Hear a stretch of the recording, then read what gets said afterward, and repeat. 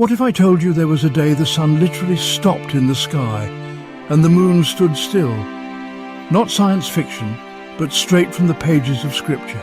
Joshua, the successor of Moses, led the nation of Yasharel into battle against the Amorite kings. As the sun began to set, Joshua faced a dilemma. Victory was near, but nightfall would allow the enemy to escape. So Joshua did something no one had ever done before. Through his faith in Yahuah, he commanded the sun to stand still and the moon to stop in its tracks. Let me read Scripture for you. Joshua 10:12-14. And the sun stood still and the moon stopped until the nation avenged itself upon their enemies. And there has been no day like that before it or after it, that Yahuah listened to the voice of a man. Think about what just happened. The sun and moon stopped moving. The text is clear. The luminaries responded to Joshua's command. Ancient civilizations like the Egyptians and Chinese have records of a long day or cosmic disturbance. Some researchers believe this aligns with Joshua's battle, providing historical clues to a biblical event. Scholars have debated whether this was a solar eclipse, a supernatural event, or a unique cosmic alignment. Yet, the Scripture is clear.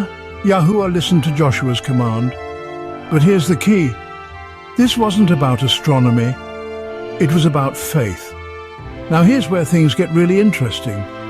Joshua shares the same name as Yahusha MashiYah, because Joshua actually means Yahusha in Hebrew. Both names mean Yahuah is salvation.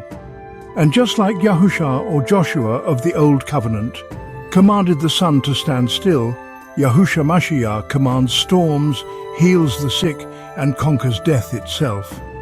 Do you see the connection? Joshua or Yahusha extended the light to bring victory in battle.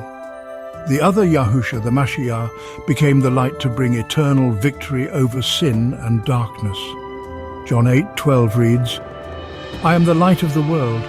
He who follows me shall not walk in darkness, but possess the light of life. Here's the real question. Do you believe this same power still moves today?